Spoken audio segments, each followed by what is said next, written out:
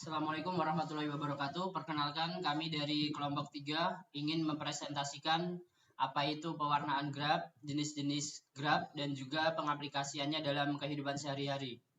Sebelum kami mulai presentasi, kami ingin memperkenalkan anggota dari kelompok kami sendiri. Dimulai dari saya, Ahmad Nur Wahid. Saya Dia Samir Fikih. Dan saya Paramita Sakti. Saya Sultan. Saya Alexi. Oke, kami langsung mulai ya. Untuk slide pertama tentang outline materi kita yang bakal kami bahas. Yang pertama itu arti pewarnaan graf. Kemudian yang kedua jenis pewarnaan graf. Yang ketiga pewarnaan titik, simpul, dan daerah. Untuk yang keempat bilangan kromatik, dan yang terakhir aplikasi pewarnaan graf. Jadi di sini arti pewarnaan graf. Yang pertama, pewarnaan graf adalah metode pewarnaan elemen dari sebuah graf yang terdiri dari pewarnaan simpul atau vertex, sisi atau edge, dan wilayah atau region. Untuk yang pertama, pewarnaan simpul. Pewarnaan simpul pada graf adalah memberi warna pada simpul-simpul suatu graf sehingga tidak ada dua simpul yang bertetangga memiliki warna yang sama. Simpul-simpul dapat diberikan sembarang warna asalkan simpul tetangganya berbeda. Selanjutnya untuk pewarnaan sisi. Pewarnaan sisi adalah pemberian warna pada sisi graf G sedemikian sehingga tidak ada dua sisi yang bersisian mempunyai warna yang sama. Jumlah warna minimum yang dapat digunakan untuk mewarnai graf dinyatakan dengan bilangan kromatik. Kemudian untuk pewarnaan wilayah atau region coloring adalah pemberian warna pada setiap wilayah di graf sehingga tidak ada wilayah yang bersebelahan memiliki warna yang sama. Dalam warna peta, pakailah sebuah warna secara optimum. Artinya warna baru digunakan setelah warna lama tidak dapat digunakan lagi. Selanjutnya untuk bilangan kromatik. Bilangan kromatik graf G adalah minimum banyaknya warna yang diperlukan untuk mewarnai semua simpul G. Sedemikian sehingga setiap dua simpul yang berhubungan langsung mendapatkan warna yang berbeda. Bilangan kromatik dari graf G dilambangkan dengan X dalam kurung G yang didefinisikan sebagaimana persamaan. 2. X dalam kurung G sama dengan min anggota dari K di mana ada pewarnaan K pada graf G. Suatu pewarnaan simpul graf dikatakan efektif jika pewarnaan simpul graf tersebut memenuhi definisi 4. Suatu pewarnaan simpul graf disebut efisien jika jumlah warna yang digunakan untuk mewarnai suatu graf adalah bilangan kromatik dari graf tersebut. Untuk slide saya.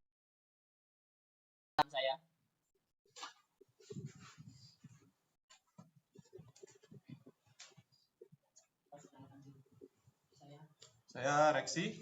Oke, saya lanjut. Pewarnaan titik, simpul, dan wilayah. Definisi 1, pewarnaan titik. Misalkan G graf tanpa loop dan sisi ganda dan memiliki K titik. Pewarnaan titik pada graf G adalah memberikan warna berbeda kepada titik-titik di graf G tersebut dengan tujuan setiap dua titik yang bertetangga memiliki warna yang berbeda. Secara mudah, graf G dengan K titik dapat diwarnai saja dengan K warna yang berbeda. Begini gambarnya, figur graf G dengan 4 titik di atas diwarnai dengan 4 warna berbeda. Bilangan kromatik, jumlah warna minimum yang digunakan untuk mewarnai titik-titik pada suatu graf G disebut bilangan kromatik dari graf G dan dinotasikan dengan XG. Contoh seperti berikut. Bilangan kromatik graf G di atas X dalam kurung G sama dengan 2. Contoh kedua. Bilangan kromatik graf G di atas X dalam kurung G sama dengan 3.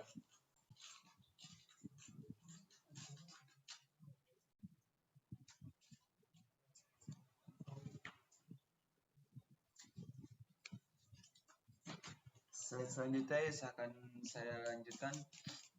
Algoritma Wedge-Powell. Pewarnaan titik pada suatu graf sederhana G dapat dilakukan dengan menggunakan algoritma Wedge-Powell.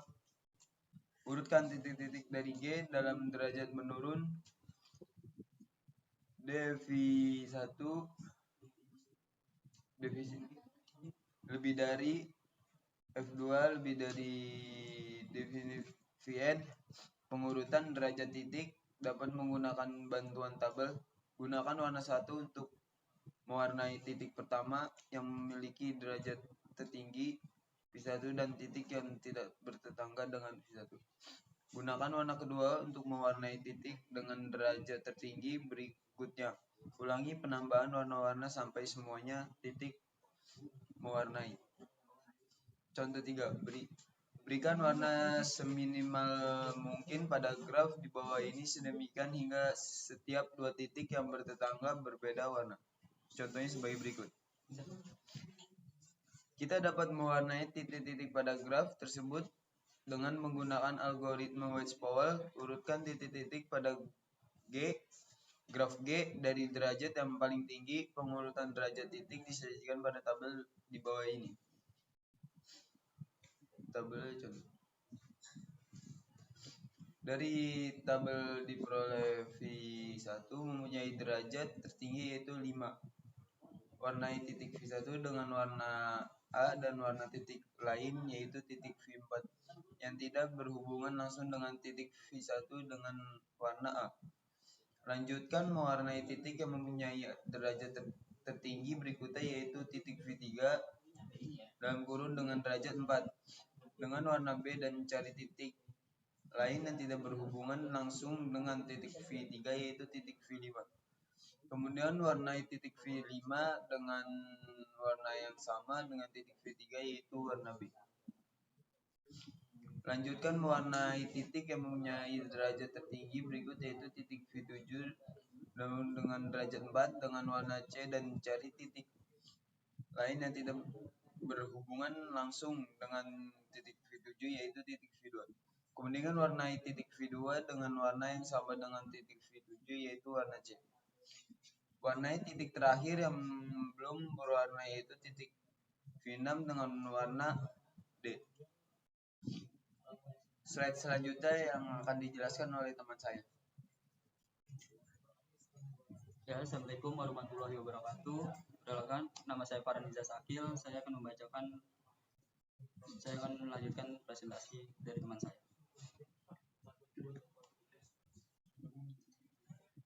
Pewarnaan simpul. Suatu pewarnaan fisika untuk graf G adalah suatu Saya ulangi. Dengan demikian hasil pewarnaan graf G dalam contoh ini adalah sebagai berikut.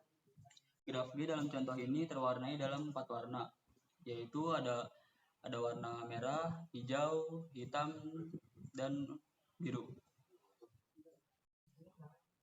Pewarnaan simpul. Suatu pewarnaan fisika untuk graf G adalah suatu penggunaan sebagian atau semua warna untuk mewarnai semua sisi di G, sehingga setiap pasang sisi mempunyai titik yang sama diberi warna yang berbeda. Pewarnaan wilayah. Suatu pewarnaan wilayah adalah warna yang diberikan ke setiap wilayah pada graf, sehingga tidak ada wilayah yang bersebelahan memiliki warna yang sama. Mewarnai wilayah pada suatu graf dapat menggunakan prinsip pewarnaan titik pada graf. Adapun contoh dari pewarnaan wilayah pada graf G sebagai berikut.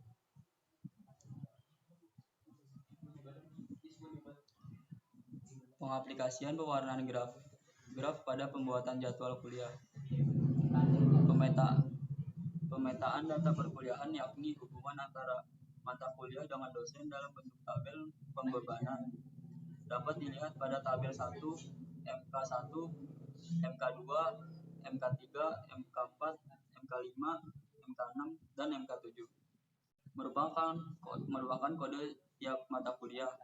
D1, D2, D3, D4, D5, dan D6 merupakan kode dosen. Tabel 1 merupakan tabel pembebanan masalah penjadwalan mata kuliah. Mata kuliah MK1 diajar oleh dosen D1 dan D4, sehingga semua mata kuliah yang diajarkan oleh dosen 1, D1 dan D4 dikatakan berhubungan langsung dengan MK1 yang ditandai adanya sisi yang menghubungkan simbol-simbol tersebut. Mata kuliah yang diajar oleh dosen yaitu MK3, MK6, dan MK7. Mata kuliah yang diajar oleh dosen D4 selain MK1 yaitu MK2, sehingga MK1 berhubungan langsung bertetangga dengan MK2, MK3, MK6, dan MK7. Dengan cara yang sama untuk mencari simpul-simpul tetangga dari MK2, MK3, MK4, MK5, MK6, dan MK7, maka dapat disimbolkan. V1 mewakili MK1, V2 mewakili MK2, V3 mewakili MK3, V4 mewakili MK4, V5 mewakili MK5, V6 mewakili MK6, V7 mewakili MK7. Dan dilanjutkan oleh teman saya. Oke, saya Aryo. Kemudian berikut adalah tabel pembebanan seperti ini. Kemudian representasi tabel pembebanan dengan bentuk graf seperti ini. Kemudian graf E telah diwarnai algoritma RLF. Graf G kemudian diwarnai simpulan dengan algoritma RLF sehingga diperoleh hasil perwarnaan yang graf yang terlihat pada gambar dapat dilihat pada tabel 2. Kemudian ini adalah tabel 2 jadwal kuliah seperti ini. Kemudian kesimpulan, berdasarkan tabel dan graf di atas diperoleh 9 simpul dan 4 warna yang berbeda. Kedua, diperlukan 3 ruang untuk 5 kali pertemuan agar mata kuliah tidak diisi lebih dari 2 dosen. Oke, kemudian akan dilanjutkan dengan teman saya. Ya, perkenalkan, Assalamualaikum warahmatullahi wabarakatuh. Saya akan melanjutkan presentasi selanjutnya, yaitu representasi graf pada wilayah Provinsi Riau. Gambar 1 adalah gambar pada wilayah Provinsi Riau. Provinsi Riau terdiri dari 12 kabupaten yang memiliki batas-batas wilayahnya. Peta Provinsi Riau dapat direpresentasikan ke dalam sebuah graf dengan menjadikan batas-batas wilayah kabupaten sebagai sisi dan perpotongan antara batas wilayah sebagai simpul. Representasi daerah Provinsi Riau dalam satu graf diperlihatkan pada gambar 2. Gambar 1 dan 2 bisa dilihat di bawah ya. Untuk selanjutnya, berikut tabel keterangan titik R1 Kabupaten Rokan Hilir bisa dilihat sampai R12. Itu merupakan titik-titik kabupaten. Dan tabel derajat simpul grafnya ada di bawah. R1 ada 3, R2 2, selanjutnya dan R12 ada 0. Graf setelah pewarnaan pada simpul, di sini kita bisa melihat ada beberapa warna. Untuk selanjutnya, jumlah warna minimum atau bilangan kromatik yang telah diperoleh setelah dilakukan pewarnaan graf menggunakan algoritma greedy pada peta Provinsi Riau dapat diwarnai menggunakan 4 warna pada gambar di bawah. Ada warna biru, merah, ungu, dan kuning. Selanjutnya, kesimpulan. Dari hasil pembahasan yang telah dilakukan dapat disimpulkan bahwa pewarnaan peta Provinsi Riau dengan algoritma greedy diperoleh bilangan kromatik X dalam kurung G sama dengan 4. Hal ini sesuai dengan pembahasan Bern tahun 2002 tentang The Four Color Theorem yang menyatakan bahwa sebuah peta dapat diwarnai dengan maksimal 4, yaitu 4 warna. Dari hasil pewarnaan peta Provinsi Riau menggunakan algoritma greedy diperoleh bahwa algoritma ini lebih rinci dan sistematis. Banyak langkah-langkah yang dilakukan pada algoritma greedy sehingga membutuhkan penelitian yang lebih. Sekian, terima kasih. Berikut presentasi yang bisa kami sampaikan pada video kali ini dari kelompok 3. Kurang lebihnya saya mohon maaf karena pasti ada kesalahan karena kita sama-sama masih belajar. Billahi taufiq wal hidayah. Waalaikumsalam.